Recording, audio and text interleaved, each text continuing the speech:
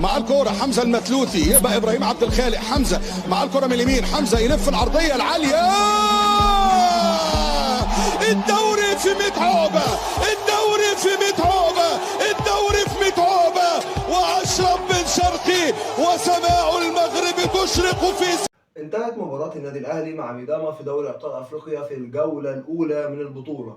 النادي الأهلي قدر إن هو يحقق الفوز ب3 أهداف دون رد في مباراة انقسمت لقسمين. أول قسم اللي هو الشوط الأولاني اللي ظهر فيه الأهلي بشكل غريب جدا، فرص كتيرة جدا ضايعة، محدش كان فاهم إزاي الكور دي بتضيع. طبعا كان في بعض التمركزات الغلط لبعض اللاعبين في النادي الأهلي اللي أسفرت إن كان معظم الكور اللي بتوصل للنادي الأهلي بيها او اللي النادي الاهلي بيوصل بيها ما بتستغل الصح، او ما فيش الفينشر اللي يقدر يخلي الكره تخش بهدف.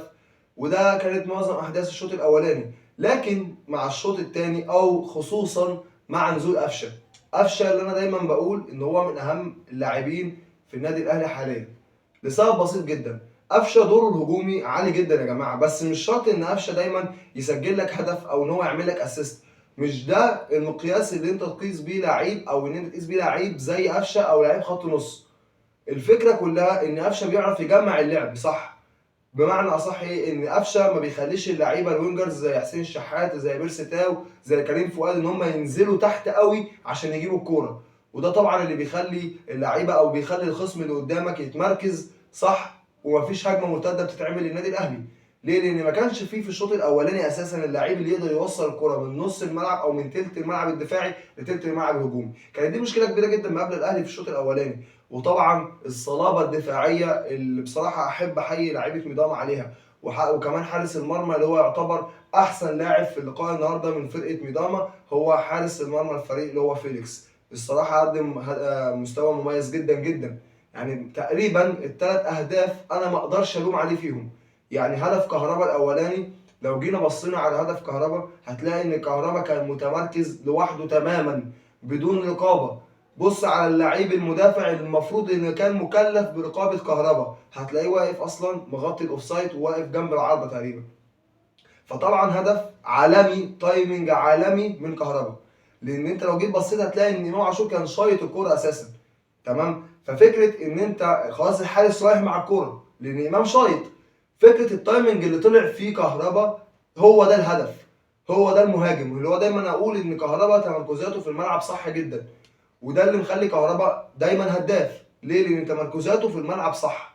كهربا ما ينفعش عينك تغفل من عليه لحظه، لان في اللحظه دي كهربا كفيل ان هو يسجل هدف. من وجهه نظر الشخصيه نجم اللقاء امام عاشور. امام عاشور اللي قدم مستوى عالي جدا جدا جدا، اللي بالمناسبه لما خد حريه في الملعب ان هو يشوط وان هو يتحرك بدماغه، تمام، مش بتوجيهات المدرب. امام عنده اعلى من كده بمراحل. تمام؟ لكن الفكره ان التزامك جماعيا هيقيد من بعض المهارات اللي موجوده عندك، لان ما ينفعش طبعا اي كره تيجي لامام عاشور ان هو يشوط. لكن في مباريات بتبقى محتاجه ده. تيجي للعيب التاني من وجهه نظري اللي برده مهما نتكلم عنه مش هندي الراجل ده حقه، محمد الشناوي. محمد الشناوي النهارده اثبت ويعني بصم بالعشره زي ما بنقول ان هو فعلا حارس مصر الاول وحارس افريقيا الاول بلا منازع. محمد الشناوي بعد ما النادي الاهلي عمل هجمه كانت خطيره جدا الى كره كهربا اللي سقطها للحارس وجت في العارضه وكمل عليها كهربا وضاعت. يعني كانت دي كره غريبه جدا بالنسبه لنا، ما سجلتش هدف. لكن بعدها على طول بلحظات يروح بعد دربكه دفاعيه. النهارده ما كناش فاهمين ايه الدربكه الدفاعيه اللي كانت حاصله بين ياسر ومحمد عبد المنعم. مستوى محمد هاني وحش، احنا كده كده عارفين. يعني محمد هاني احنا كده كده عارفين ان هو وحش، تمام، عشان بس ايه من الاخر. لكن التذبذب او عدم التفاهم اللي كان موجود بين ياسر ومحمد عبد المنعم انا بالنسبه لي انا مش فاهمه. يعني ده كان سببه ايه؟ يعني دايما كنت تلاقي او طول المباراه تلاقي ان الاثنين مش فاهمين بعض، الاثنين ما بيتكلموش مع بعض في الملعب، او في سرحان، في ثقه زياده، ما تفهمش كان ايه اللي حاصل النهارده بين الثنائي دول بالذات، اللي هو من وجهه نظري قدموا مستوى سيء بصراحه. لولا الشناوي في الهدف الاولاني اللي ضاع على نادي ميداما في انفراد، يعني بغلطه كارثيه من الدفاع النادي الاهلي تالق فيها الشناوي وصد الكوره وكانت هي انفراد. يعني لو الكوره دي او دخلت هدف كانت المباراه اتقلبت حرفيا. فطبعا يعني الشناوي بصراحه هو مفيش فريق بطل من غير حارس بطل، والشناوي فعلا حارس بطل وحارس كبير جدا. النادي الاهلي محتاج مهاجم، فانت ربنا كرمك وكولر عطف عليك ونزلت، تمام، وربنا كرمك اكتر وسجلت هدف، تروح تشاور لجمهور الاهلي وتعمل له كده؟ يا ابني الجمهور ده اللي بيعملك، الجمهور ده اللي بيعملك وبيعمل 1000 لعيب زيك. هو مين كان يسمع عن صلاح محسن وفي انبي؟ صلاح محسن اتشهر لما راح الاهلي زيه زي اي لعيب بيروح الاهلي او الزمالك. فما تحاولش تعادي الجمهور يا صلاح يا محسن، نصيحه، لان الجمهور ده ممكن بعد كده طالب ان انت ما تلعبش ويطالب ان انت تمشي، والاداره هتسمع كلام الجمهور حتى لو الاهلي محتاج مهاجم. يعني خليك ناصح شويه، ربنا كرمك وجبت جون تثبت اقدامك في الملعب، لان كهربا اساسا مكانه مش مهاجم، والنادي الاهلي في حاجه لمهاجم، وعندي كاس عالم بعد 17 يوم، فتروح انت عامل حركه زي كده للجمهور. انت مالكش حق انك تروح تكلم الجمهور اساسا.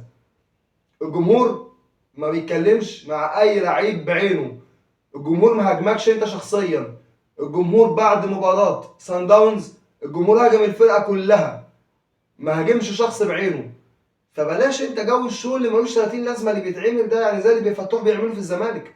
بلاش جو الشو ده. اللعيبه اللي بتفكر نفسها اكبر من الجمهور لعيبه غبيه، لعيبه غبيه، لان انت هتروح ويجي بدلك 10 والجمهور ده هو اللي باقي. فيعني انا استغربت رد فعل صلاح محسن بصراحه. يعني انت بتعمل هوس لمين؟ لجمهور ميداما؟ فحركه غبيه قوي بصراحه يعني. نيجي بعد كده لكولر، اللي وجهه نظري انا قلت لو كولر كان استنى لغايه الدقيقه 75 زي ما بيعمل في كل مباراه، اللي هي بالمناسبه الحركه دي خسرتنا بدل المباراه 5، تمام؟ يعني احنا خسرنا مباريات، بل اقدر اقول ان هي بطولات بسبب حركه ان انا استنى التبديلات لغايه الدقيقه 75، تبقى الفرقه بتغرق قدامي واستنى الدقيقه 75 عشان اعمل تبديلات. انا قلت من وجهه نظري ان المباراه دي محتاجه قفشه. ديانج ما كانش في حالته، مروان عطيه ما كانش في حالته، الوحيد في نص الملعب اللي كان فايق كان امام عاشور. انا يعني عندي سؤال، ليه ما ابداش بكوكا؟ ليه ما اديش فرصه لكوكا؟ ليه اكرم قاعد دكه لغايه دلوقتي؟ مع يعني الاحترام لمحمد هاني، بس بصراحه انا مش مقتنع بمحمد هاني، وحتى انا اول واحد طلعت هاجمت محمد هاني في ماتش المقاولين لما كان حتى مسجل هدف وكان اداؤه كويس، انا طلعت هاجمته، لان محمد هاني لاعب لا يليق ان هو يلعب في النادي الاهلي، تمام؟ اخطاء كارثيه بيعملها محمد هاني في كل مباراه، مش ده اللاعب اللي انت تقدر تستفاد منه. يعني الناس كلها مستنيه ان عمر كمال واحمد فتوح يجوا النادي الاهلي عشان يحلوا المشكله دي اللي موجوده عند النادي الاهلي. نيجي عند اخر حاجه، علي معلول. علي معلول، هل علي معلول مصاب؟ هل علي معلول متضايق او تعبان بسبب الخساره او الخروج من دوري السوبر الافريقي بسبب اهداره لضربه جزاء؟ طب علي معلول هيكمل؟ علي معلول مش هيكمل؟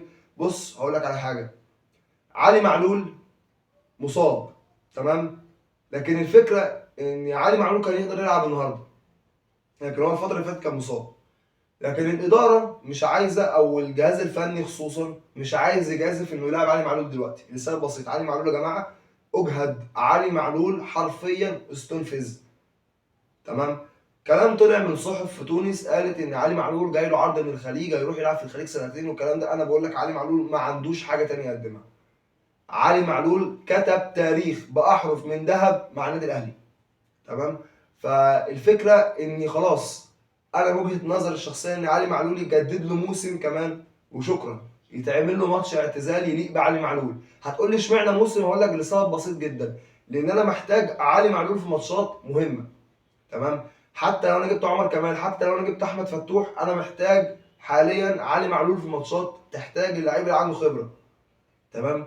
هل علي معلول يقدر يدي اللي كان بيديه للنادي الاهلي في الاول؟ الاجابه طبعا لا. علي معلول عامل السن بان عليه بطريقه مش طبيعيه، وبالذات في الفتره الاخيره، لان علي معلول احنا عارفين ان مساهمته الهجوميه اعلى بكتير جدا، اعلى بكتير جدا من الدفاعيه، فده لاعب بيقطع مشوار كل مره في الملعب، فطبعا هو ما عندوش نفس القدره البدنيه او جسمه مش مساعده ان هو يعمل نفس اللي بيعمله كل مباراه حتى في الفتره اللي جايه دي. لكن علي معلول انا بنسبه 80% بقول لك ان علي معلول مكمل مع النادي الاهلي وهيعتزل في النادي الاهلي، تمام؟ دي كانت كل حاجه نقدر نتكلم عليها النهارده.